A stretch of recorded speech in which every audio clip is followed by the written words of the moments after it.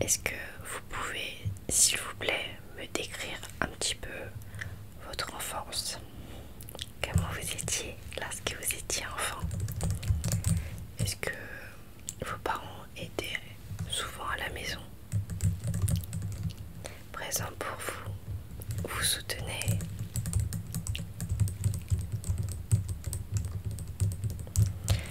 Et comment étiez-vous lorsque vous étiez enfant à l'école? Est-ce que vous aviez beaucoup d'amis?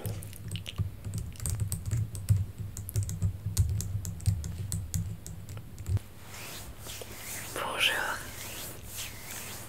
bonjour et bienvenue dans mon cabinet médical. Je suis le psychologue CC. Et en quoi puis-je vous aider? Vous avez pris rendez-vous. Est-ce que je pourrais avoir votre nom et prénom, s'il vous plaît? C'est bon, je vous ai trouvé. Alors, installez-vous juste en face de moi, s'il vous plaît. Enlevez votre veste, manteau et sac. Mettez-les sur le côté. Installez-vous confortablement et dites-moi la raison de votre visite. On vous a conseillé de voir un psychologue suite à un comportement inadéquat. D'accord. Alors dites-moi, que s'est-il passé?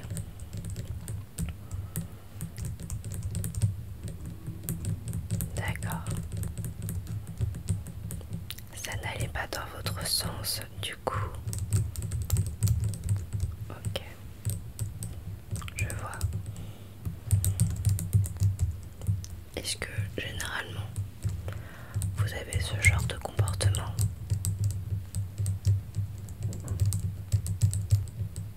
D'accord. Est-ce que vous pouvez, s'il vous plaît, me décrire un petit peu votre enfance? Comment vous étiez lorsque vous étiez enfant? Est-ce que vos parents étaient souvent à la maison, présents pour vous, vous soutenaient? Est-ce que vous avez des frères et sœurs?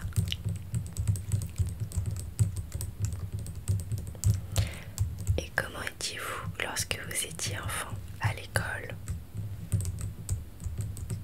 Est-ce que vous aviez beaucoup d'amis?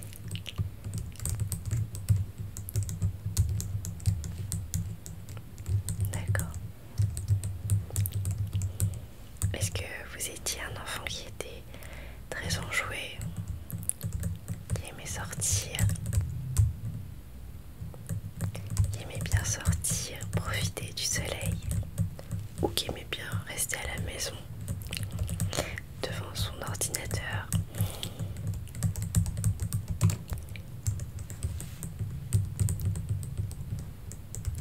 Est-ce que vous aviez beaucoup d'amis lorsque vous étiez enfant? D'accord, je vois. Alors, si vous voulez, à partir des informations que vous m'avez données, je peux vous donner déjà quelques informations.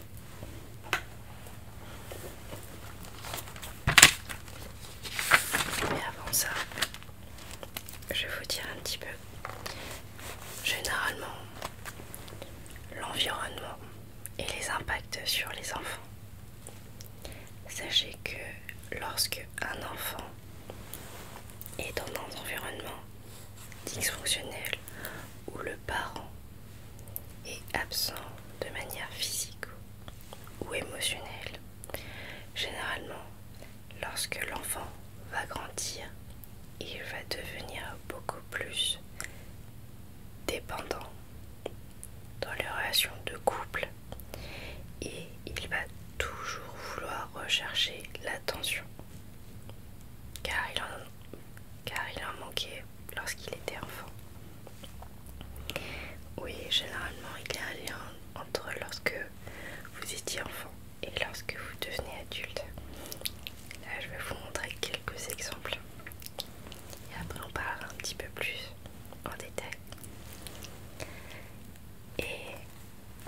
lorsque on est enfant et qu'on n'avait pas le droit à l'erreur et on attendait beaucoup de cet enfant, généralement cet enfant, lorsqu'il va grandir, il va devenir beaucoup plus exigeant et perfectionniste.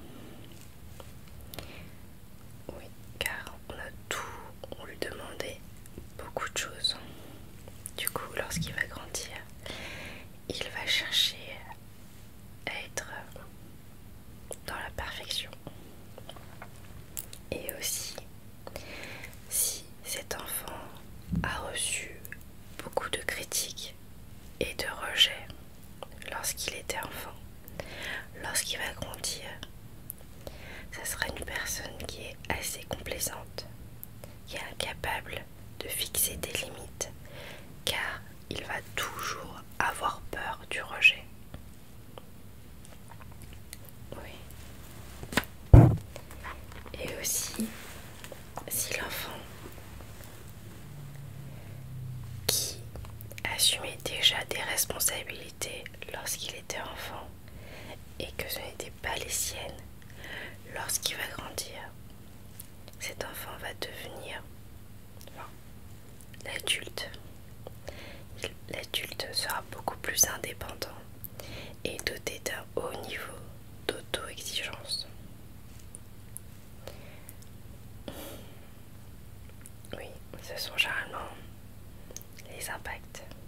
Après, celui-ci, je le considère plutôt comme quelque chose de positif, car ça sera une personne très très responsable.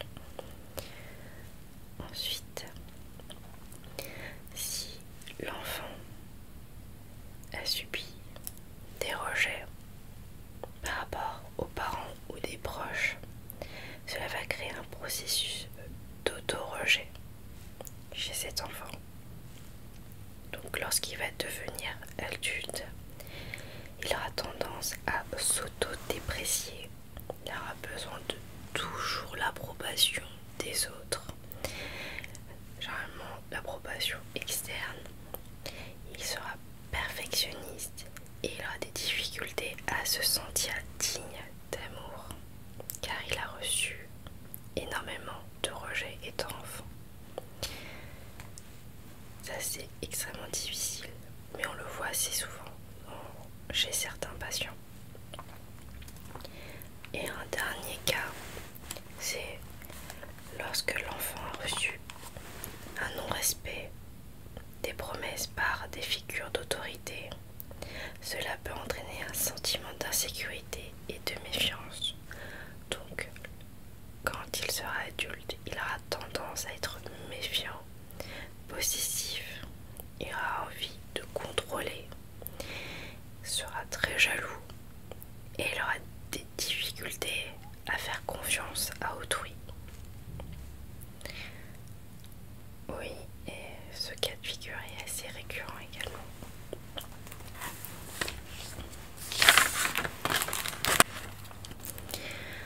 Et la solution généralement à tous ces problèmes, c'est extrêmement difficile. Sachez que c'est un travail qui doit être fait de manière récurrente. C'est avoir confiance en soi. C'est savoir oser s'affirmer. Savoir dire non lorsque vous en ressentez le besoin. De savoir se valoriser. Ce n'est pas quelque chose de négatif et ça ne veut pas dire que vous êtes arrogant, ça veut juste dire que vous valorisez ce que vous faites, ce qui est très très bien. Et surtout, il faut aussi savoir lâcher prise. On ne peut pas contrôler les émotions des autres. On ne peut pas généralement tout contrôler, mais nous pouvons contrôler nos propres émotions. Donc il faut savoir parfois lâcher prise. C'est extrêmement difficile.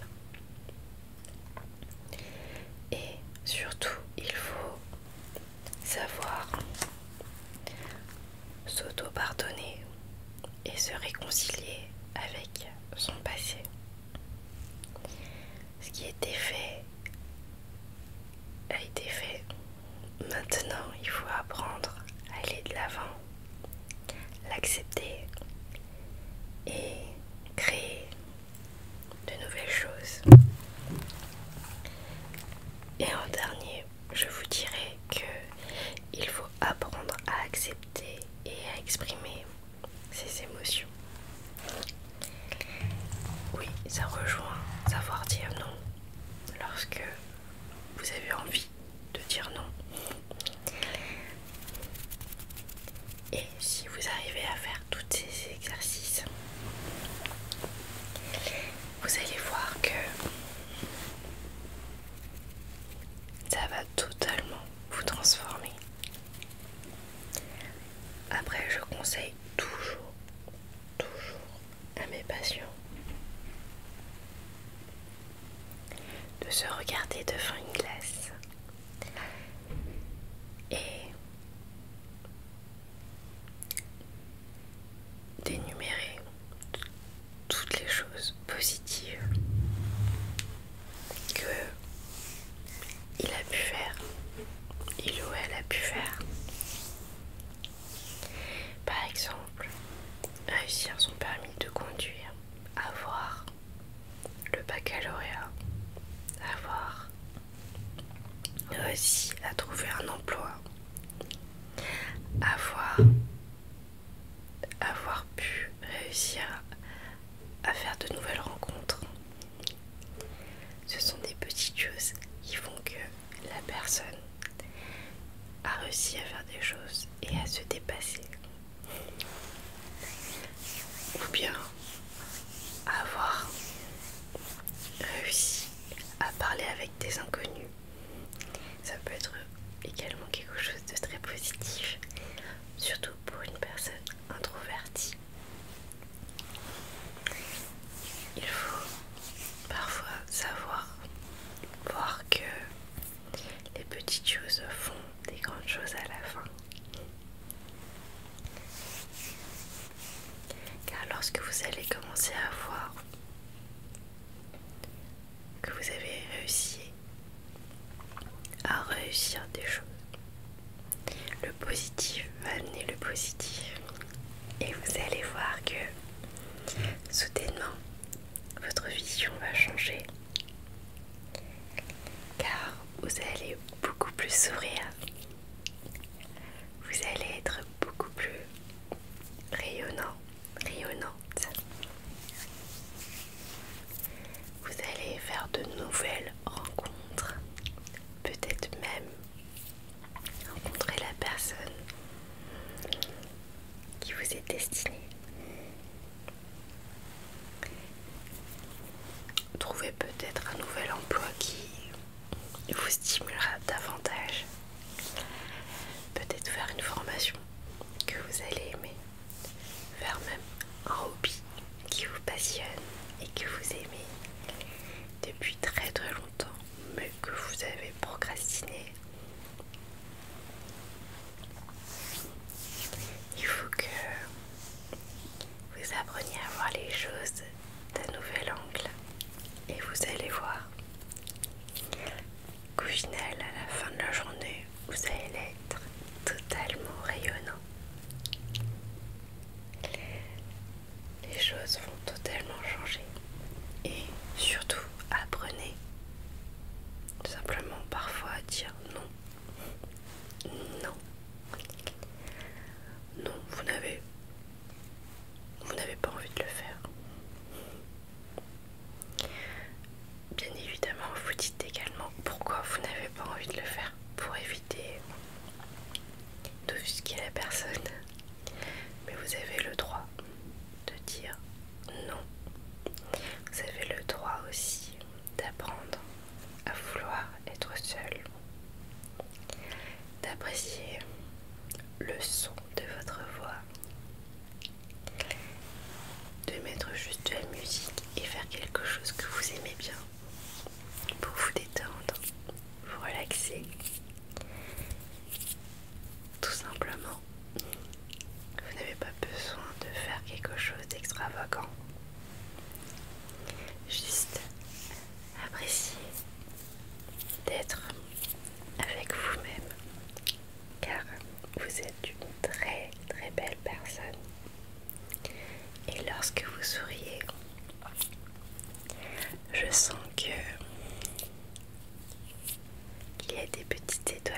précieux et que vous avez la possibilité de faire de très très grandes choses. Donc vous devriez essayer. Essayez de faire toutes les choses que vous aimez faire. Tout simplement.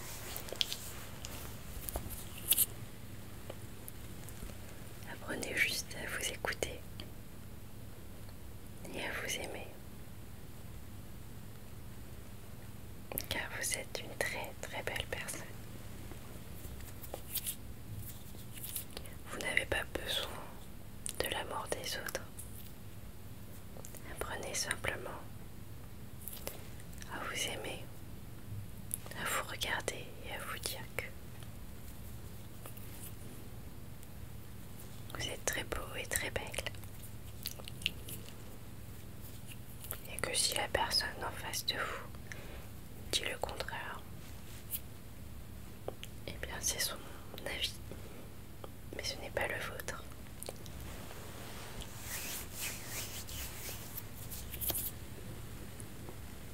Mais moi je vois une très très belle personne, une magnifique personne, une personne qui peut faire plein de choses.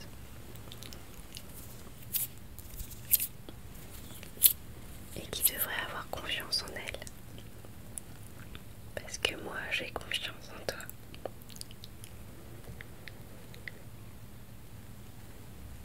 Je le pense sincèrement.